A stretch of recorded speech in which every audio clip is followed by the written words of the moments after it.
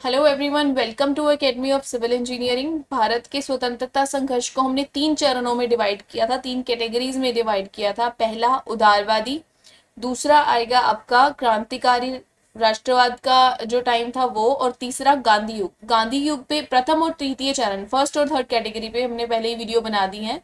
First category में हम लोगों ने ये पढ़ा था कि जब बंगाल विभाजन हो रहा था तब कांग्रेस दो दलों में बट गई थी, अलग अलग, गरम दल और नरम दल। सरकार गरम दल का दमन कर रही थी और नरम दल वालों को प्रमोट कर रही थी, अपने साथ मिलाने की कोशिश कर रही थी। ये उनकी एक नीति थी कि फूट डालो और शासन करो। इसी के तहत पार्लियामेंट 1909 में गरम दल के नेताओं को सजा दी गई। ठीक है, उसके बाद 1911 में दिल्ली दरबार लगा, जहां पर बंगाल का विभाजन रद्द किया गया और दिल्ली जो भारत की राजधानी थी वो 1911 में ही बनी, कलकत्ता से दिल्ली ट्रांसफर की गई।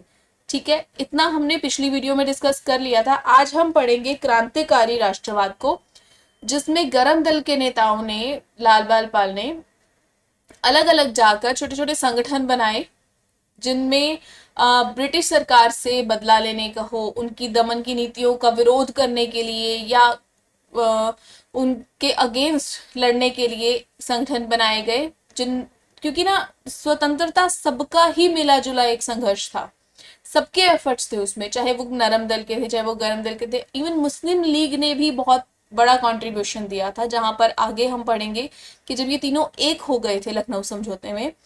तो स्टार्ट कर लेते हैं इस वीडियो को। क्रांतिकारी राष्ट्रवाद क्या है? क्रांतिकारियों ने अनेक गुप्त संगठन बनाए, महाराष्ट्र और बंगाल में ये ज्यादा एक्टिव थे। ठीक है, महाराष्ट्र के प्रमुख क्रांतिकारी बाल गंगाधर तिलक थे। ठीक है, इनके नेतृत्व में सारे काम हुए हैं। 1893 में गणपति महोत्सव और शिवाजी महोत्सव 1895 में मनाना शुरू किया गया। क्यों शुरू किए गए ये महोत्सव? ताकि जितने लोग इकट्ठा होंगे कम से कम बात तो शुरू हो, वो अपने विचार प्रकट कर पाए। ठीक है, वैसे तो आप अपना खुलेआम नहीं उस टाइम पे ना बता सकते थे किसी को कि ये, तो किसी पर्पस, कोई पर्पस ढूंढा गया, धार्मिक ताको अपना हथियार बनाया गया कि इस पर्पस से हम इकट्ठे होंगे और जो बातें होंगी, जो अपने विचार विमर्श अपने अपने रखे जाएंगे। ठीक है, तो इस पर उन्होंने नारा दिया कि स्वराज मेरा जन्म सिद्ध अधिकार है और मैं इसे लेकर आऊंगा। तो मेन जो इस टाइम का जो नारा था वो स्वराज लेना था, खुद अपना शासन अपने हाथों में लेना था। ठीक है, इन संगठनों ने ब्रिटिश सरकार के खिलाफ हिंसात्मक कार्यवाही की। अभी तक हमने अहिंसात्मक तरीके से ट्राई किया था, या उदारवादी संगठन हिंसात्मक तरीके से चल रहा था। अब हिंसा शुरू हुई कहां से? मुजफ्फरपुर बम कांड 1908 में। डीएच किंगफोर्ड कलकत्ता का मजिस्ट्रेट था। ठीक है, जिसने क्रांतिकारियों को सजा सुनाई थी। अब उससे बदला लेना था, तो खुदीराम बोस और प्रफुल्ल कुमार चाकी को चुना गया इनको मारने के लिए। ठीक है, 30 अप्रैल 1908 को किंग फोर्ड अपनी बग्गी पर जा रहा था, तो इन्होंने बम फेंका, चाकी ने और बोस ने।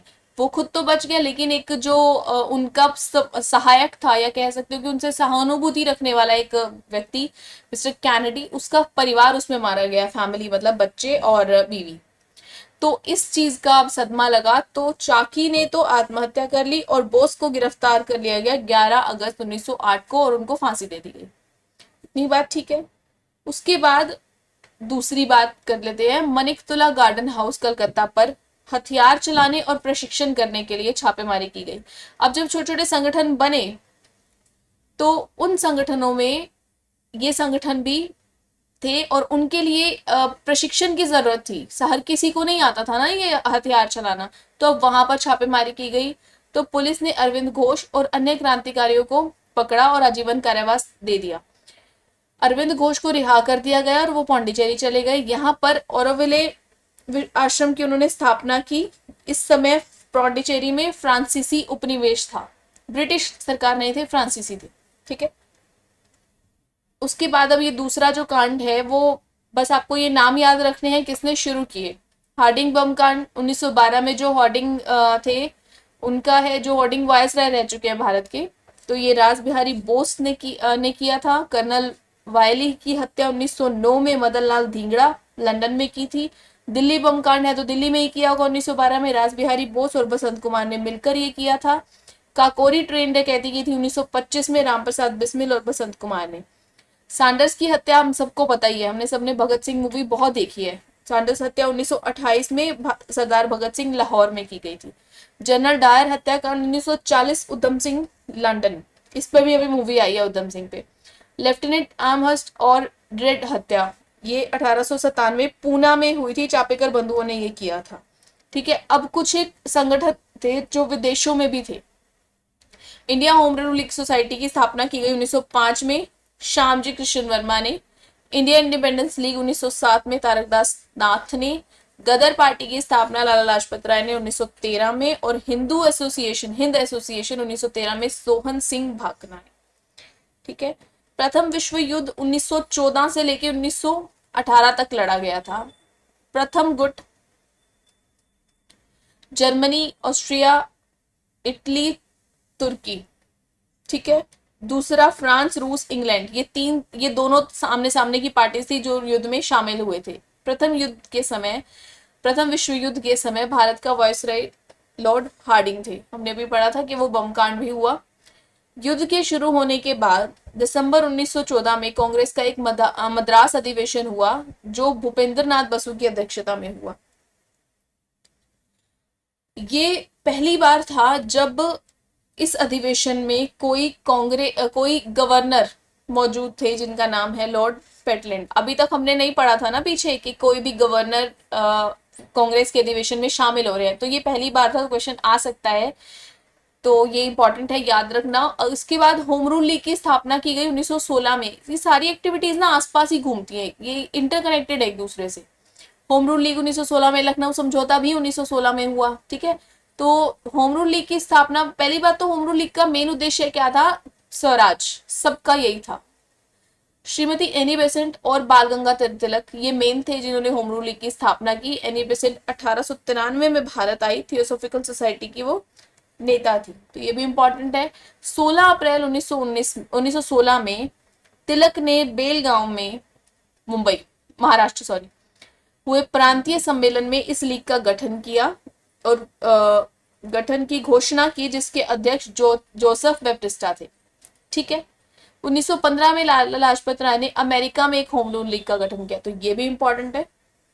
तिलक ने कहा कि भारत एक बेटे की तरह है जो अब जवान हो चुका है, अब समय आ गया है कि इसको अपना हक दे दिया जाए, यानी कि आजाद कर दिया जाए।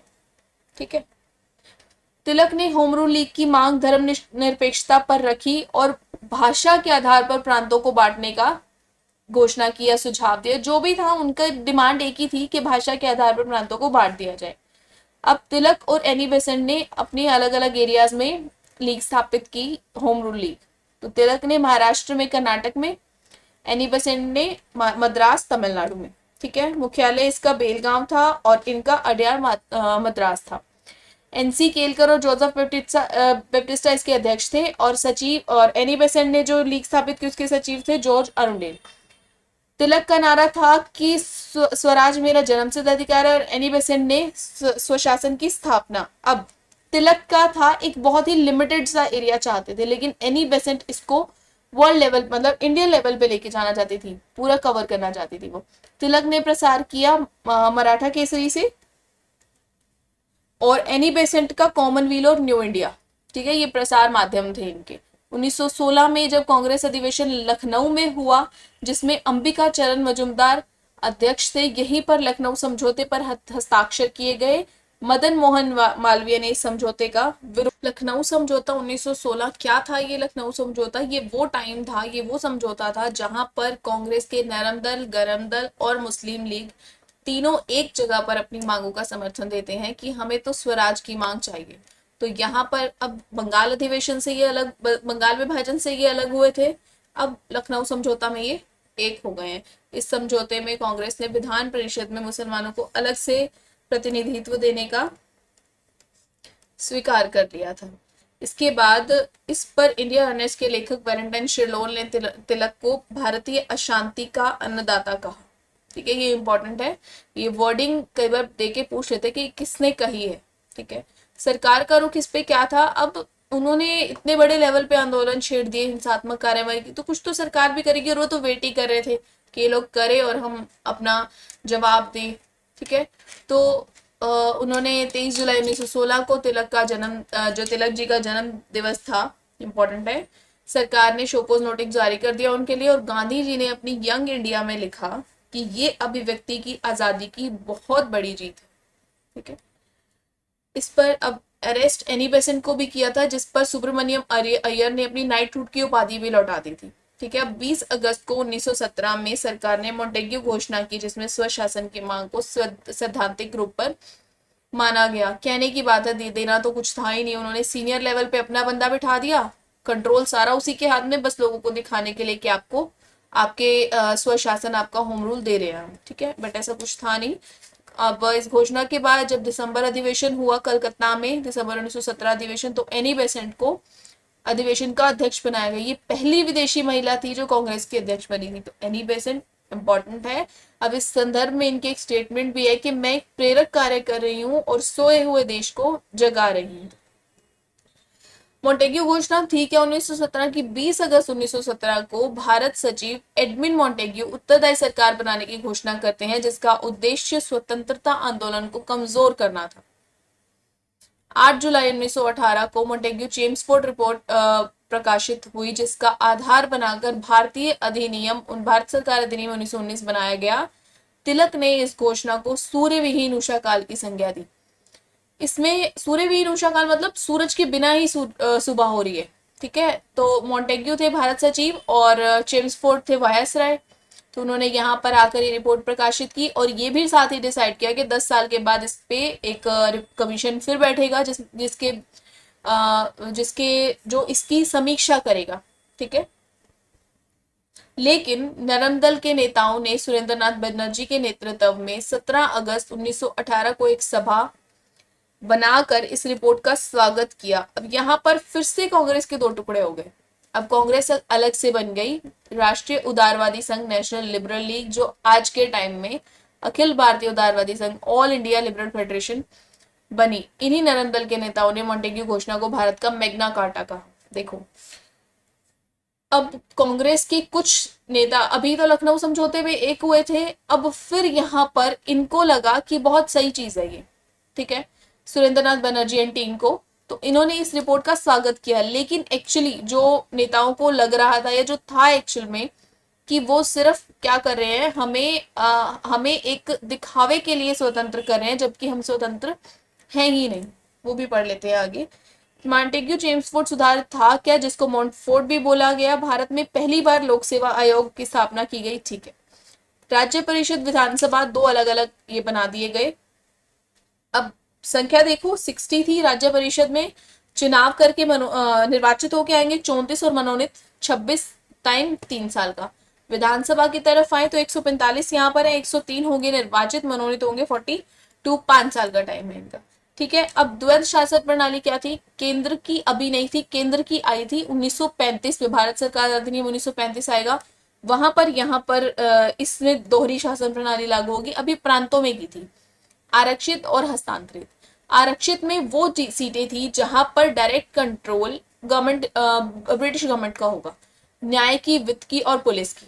ठीक है, उसके बाद हमें क्या दे दिया गया? हस्तांतरित, ये वाली स्वास्थ्य, उद्योग, कृषि। अब सिर्फ ये कुछ थोड़ी कर पाएंगे इसके बिना, न्याय हमारे हाथ में था नहीं। अगर कोई गलत चीज हो रही है तो क्या हमारे हाथ में न्याय है? नहीं है। वित्त, फाइनेंस ही नहीं है तो फिर इन सब चीजों का कोई मतलब भी नहीं है। पुलिस, पुलिस प्रशासन की भी सारी उनके हाथ में थी। तो मेजर कंट्रोल तो था ब्रिटिश सरकार का ही। 10 साल बाद इस कमेटी की जांच होगी, जिसके लिए साइमन कमीशन भी आया था, जिसमें भारत का एक भी सदस्य नहीं था। अब फिर इसका भी विरोध करना है, करना ही है। इसके विरोध में अब सरकार ने क्या किया कि उनको पता है कि अब इसका विरोध होगा ही होगा, तो उन्होंने अलग से एक रॉलेट एक्ट आया था, जिसके लिए 1919 में रॉलेट एक्ट आया था, जो जलियांवाला बाग हत्याकांड में हुआ था। उसमें ब्रिटिश सरकार ने बोला कि आप किसी भी भारतीय को अरेस्ट कर सकते हो, वो उसको रीजन भी नहीं बताओ चाहे। तो वो हमने डिटेल में गांधी युग में पढ़ लिया, आप वीडियो देख लेना वो वाली। ये था मेन जो पोर्शन था आपका। बहुत ज्यादा डिटेल मैंने नहीं की है क्योंकि सीईटी में इतना ज्यादा आएगा नहीं। ठीक है, सीईटी या आप अपना और कोई भी एग्जाम लगाओ, ये सारे इंपॉर्टेंट पॉइंट्स मैंने डाल दिए हैं। स्टोरीज पढ़ने को जो कितनी भी बुक्स आप पढ़ लो, सब में स्टोरी है। इंपॉर्टेंट पॉइंट्स अगर आपको नोट्स बनाने हैं तो यही बनेंगे, इससे ऊपर कुछ नहीं आएगा। तो थैंक यू सो मच।